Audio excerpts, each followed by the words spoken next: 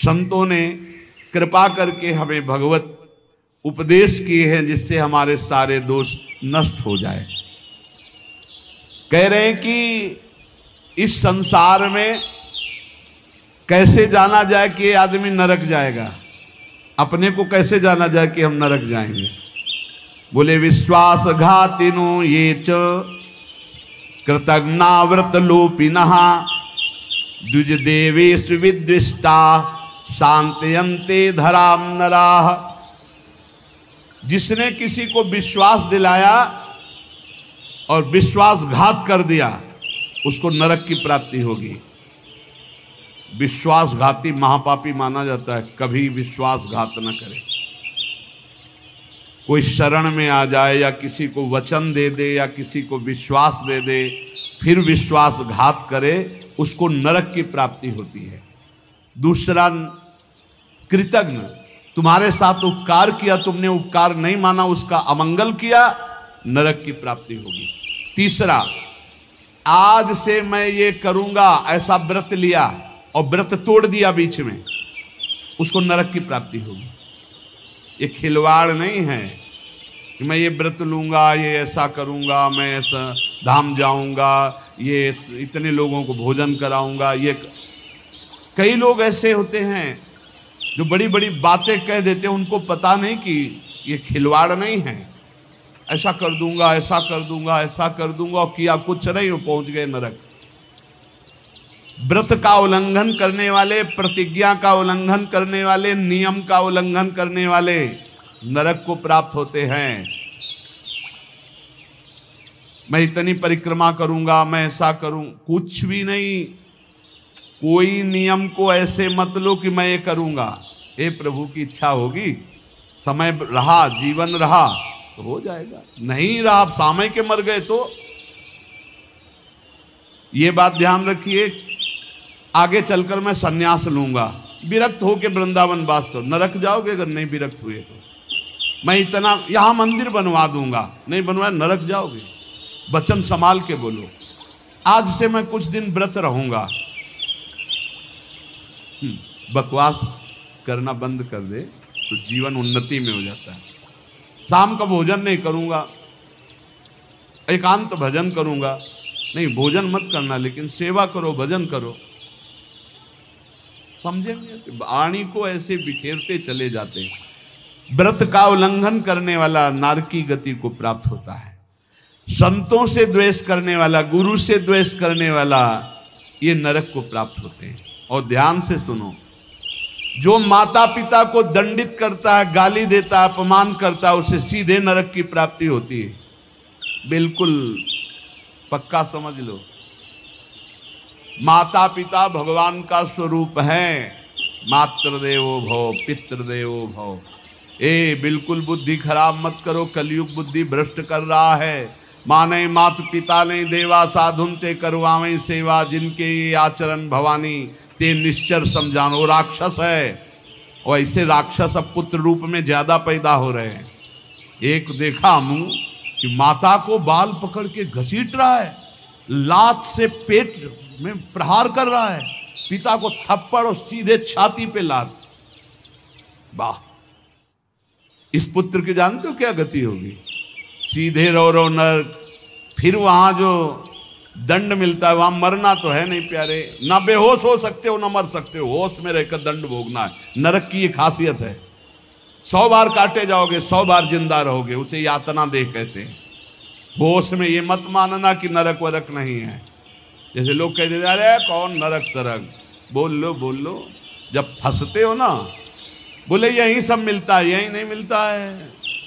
जब चोरी करोगे तो पहले घर से लेके थाने तक डंडा चलेगा, फिर थाने में स्पेशल पिटाई होगी, फिर कपड़े वपड़े संभाल के तुम्हारे हथकड़ी लगा के जज के सामने, फिर वहां तुम्हारी चोरी का न्याय होगा। ये ब्याज में मिला है। ये ब्याज में घर से लेकर पकड़ने तक और थाने तक जो पिटाई हुई, ये ब्याज है। मूल तो न्यायाधीश करेगा कि 20 साल की सजा या अमुक से इतना इतना दंड। ऐसे ही कर लो मनमानी पाप, यहाँ जो ठोकर और रोग हैं ये तो ब्याज है, मूल तो नरक में भोगना पड़ेगा। जो माता पिता का त्याग कर देता है उसे नरक की प्राप्ति होती है। जो माता पिता को दंड देता है, जो माता पिता को गाली देता है, और जो अपनी पाणी ग्रहण की हुई स्त्री को, निर्दोष स्त्री को नाना प्रकार के दोषारोपण करके दंड देता रहता है, कलह मचाता रहता है, ऐसे पुरुष को नरक की प्राप्ति। और जो अपने सज्जन पति का त्याग कर पर पुरुष का अनुसरण करती, ऐसी स्त्री को नरक की प्राप्ति होती है।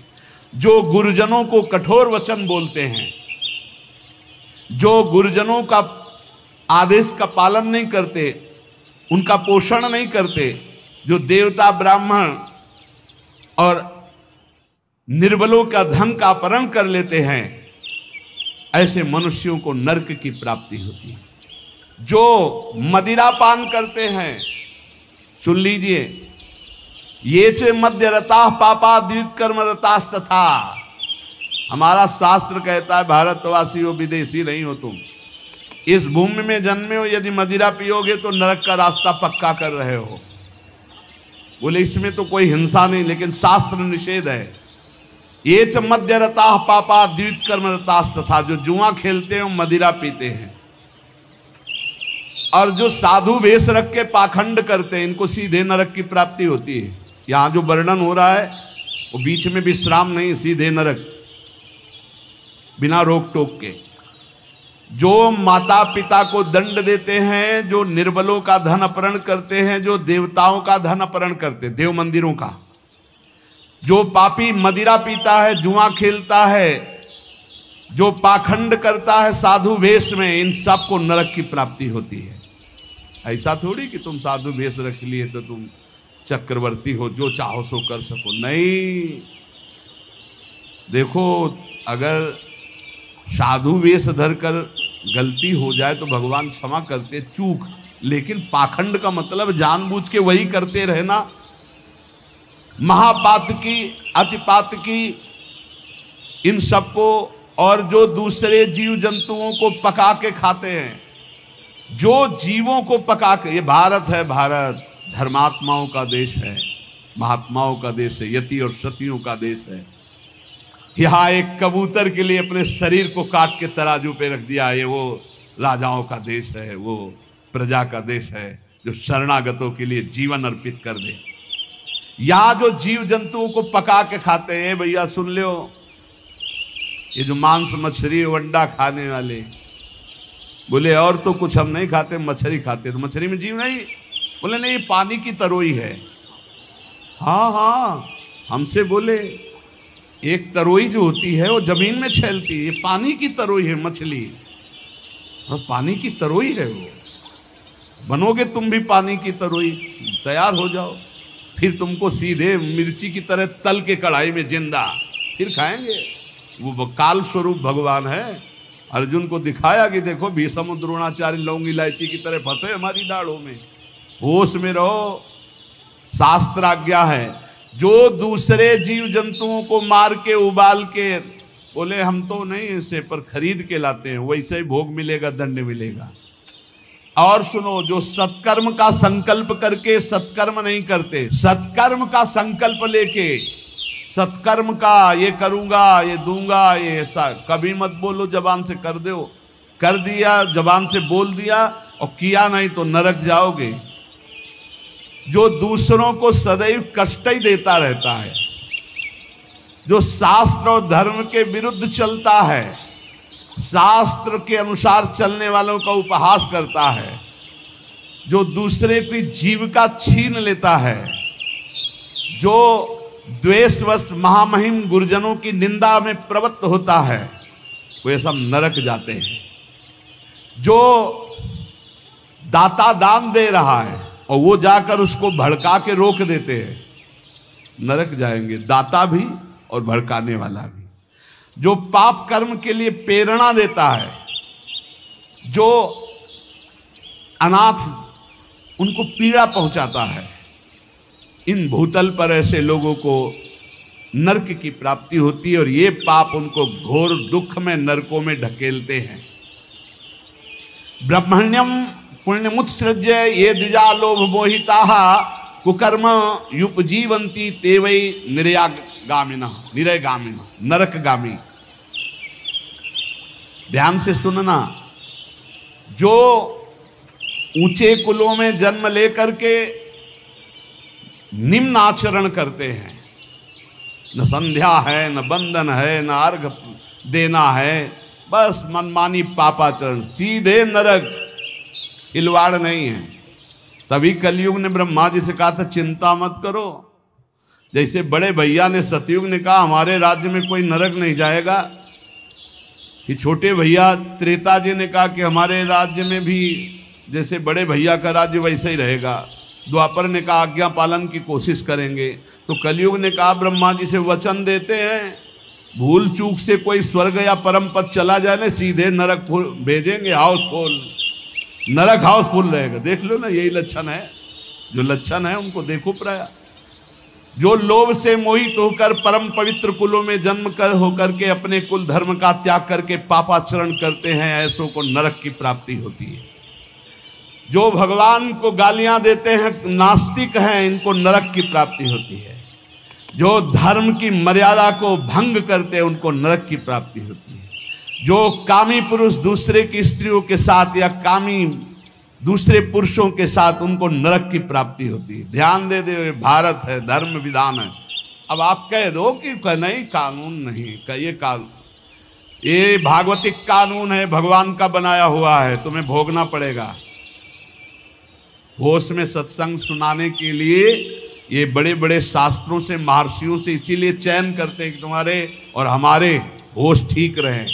ये भारत है, ये धर्म भूमि है, यहाँ मनमानी आचरण नहीं कि पतिवंचक पर पति रति करई, गोस्वामी तुलसीदास जी, रौरव नरक कल्प सत परई, ऐसे पुरुष के लिए भी है। जो दंभ करता है, जो किसी को दान देने की बात कह के पलट जाता है, उसे नरक की प्राप्ति होती है। जो दूसरों की चुगली करता है, जो अभिमान में भर करके दैन्य पुरुषों को सताता है, ऐसे लोग होते हैं। जो झूठ बोलता है बात बात पे, उनको नरक की प्राप्ति होती है। जो अपनी बात कह के सीधे पलट जाता है, जो दूसरों का धन हड़प लेता है, जो दूसरों को निष्कलंक होने पर भी कलंक लगाता है, ऐसे लोगों को नरक की प्राप्ति होती है। जो पराये सुख और संपत्ति को देखकर जलते हैं, जो प्राणियों के प्राण लेने में बड़े सुख का अनुभव करते, तलछा तलछा कर मारते हैं, बहुत निर्दयी लोग हैं, बहुत निर्दयी लोग। ये जलाते हैं पशुओं को, ऐसे पैर बांध दिए, ऊपर ऐसे सरिया डाल के उसमें पैरों में, और नीचे आग लगा दी। धीरे धीरे घंटों में तड़प, अब मुंह बंधा है, आवाज नहीं निकल, तड़प तड़प करो, मर रहे। और वो 4-10 बैठे हंसी मजाक करे, करो करो मजाक करो। यमदूत ऐसे ही बांधेंगे, बिल्कुल ऐसे ही। और वहां यहां एक दिन तुम ऐसा पाप करोगे, वहां सैकड़ों वर्ष उसका भोगना पड़ेगा। जैसे 15-20 मिनट पाप कर ले, कत्ल कर ले, व्यभिचार कर ले, पूरे जीवन जेल में रहना पड़ेगा, फांसी भी हो सकती है। ऐसे ही यहां एक पशु को तुमने जलाया, आनंद लिया, वहां हो सकता है कि एक कल्प तक तुमको जलाया जाए। जैसे यहां एक 15 मिनट का अपराध, आजीवन कारावास। होश में ये नहीं मानना कि ये नरक स्वर्ग सब व्यर्थ है। जो लोग पराई स्त्री को फुसला के फंसा के दुराचार करते हैं, मार देते हैं, जो लोग कुआं, बगीचा, पोखरा, पौशाला, इन स्थानों को अपवित्र करते हैं बेविचार के द्वारा, मलमूत्र त्याग के। मान लो पानी है, पानी में मलमूत्र करना, पानी में बेविचार करना, ऐसों को सीधे नरक मिलता है, सीधे नरक। पोखरे में, कुएं में, बगीचे में जो अपवित्र आचरण करते हैं, उनको नरक की प्राप्ति होती है। जो देव स्थानों में दी गई जमीन संपत्ति को हड़प लेते हैं, जो बच्चों को चुरा लेते हैं, शिशु बच्चों को चुरा कर बेचना, या जो अतिथि को भोजन दिए बिना स्वयं भोजन कर लेते हैं, ऐसे लोगों को नरक की प्राप्ति होती है। जो सन्यास का संकल्प लेकर फिर सन्यास आश्रम को कलंकित करते हैं, जो मित्र भाव करके दगा दे देते हैं, ऐसे जितने पुरुष बताए गए ये सब के सब नरकगामी होते हैं। इसलिए हम श्री भगवान का आश्रय लेकर नाम जप करते हुए सुधार करें, हमको नरक न जाना पड़े, इसी जन्म में हमारी भगवत प्राप्ति हो जाए, निश्चित हो जाएगी नाम जप से। और ये संकल्प लो, अब लो नसानी अब ना न सही हो, तो भगवान कृपा करके माफ कर देंगे। आम तो हम सर्व पापेभ्यो मोक्षयिष्यामि मा शुचा। श्री राधा वल्लभ लाल की।